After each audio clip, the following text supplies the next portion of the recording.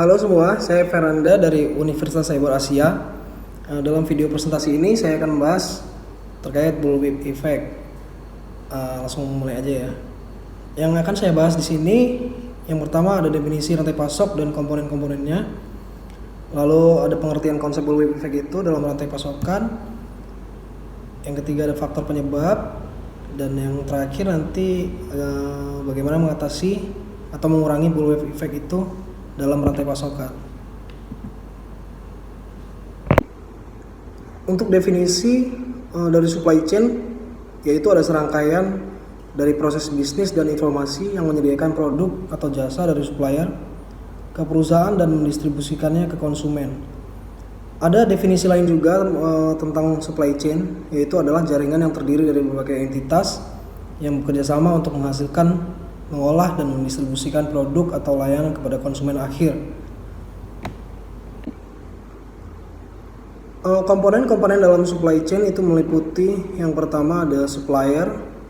Supplier adalah entitas atau perusahaan yang menyediakan bahan baku, komponen atau produk kepada perusahaan lain dalam rantai pasokan.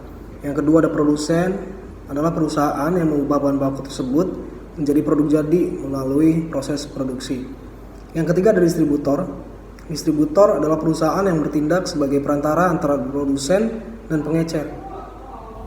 Yang keempat ada retailer. Retailer adalah perusahaan yang menjual produk langsung kepada konsumen akhir.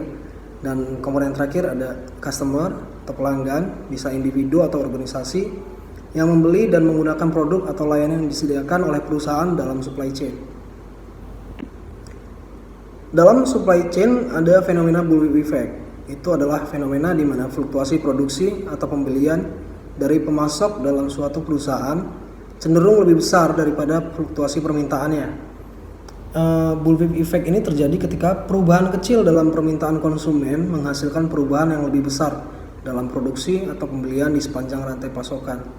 Hal ini menyebabkan ketidakstabilan dan ketidakseimbangan dalam persediaan, produksi, dan biaya.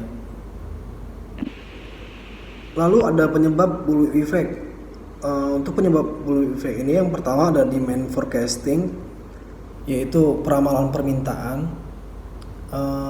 Informasi yang dilakukan oleh pengecer dapat menyebabkan ketidaktepatan kuantitas pemesanan yang dilakukan oleh produsen.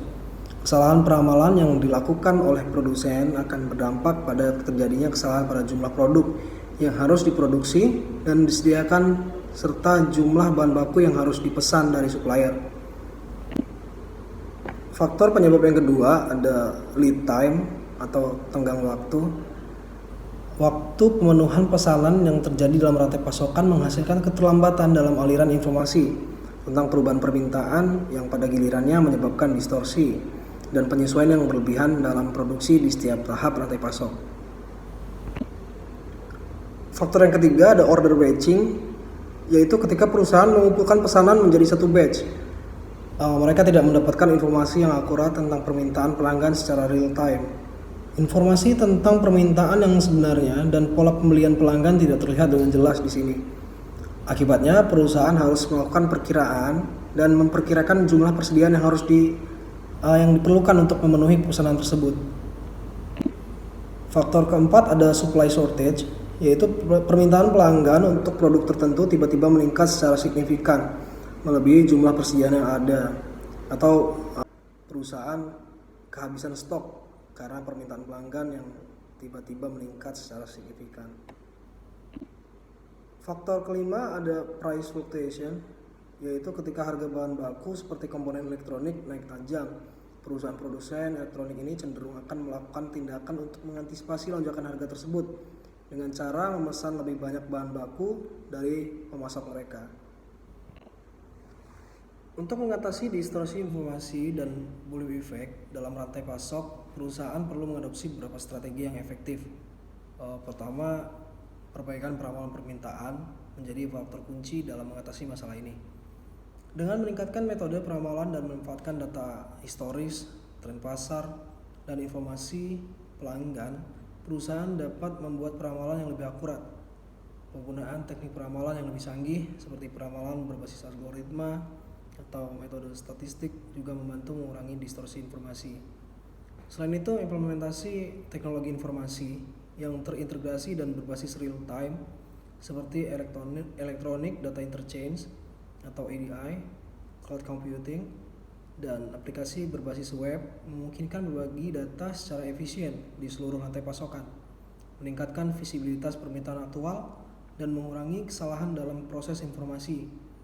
Lalu ada kolaborasi dan kemitraan yang akurat antara anggota rantai pasok juga penting.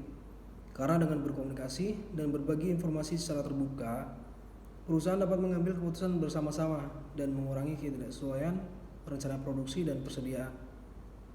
Selanjutnya, penggunaan metode produksi dan persediaan yang fleksibel seperti just in time dan lean manufacturing membantu mengurangi bullwhip effect dengan mengurangi lead time produksi, meminimalkan persediaan yang tidak perlu, dan menyesuaikan produksi dengan permintaan aktual. Dengan mengadopsi strategi ini, perusahaan dapat mengoptimalkan rantai pasok, mengurangi distorsi informasi, dan mengatasi bullwhip effect. Demikian video presentasi dari saya. Semoga bermanfaat teman-teman. Terima kasih.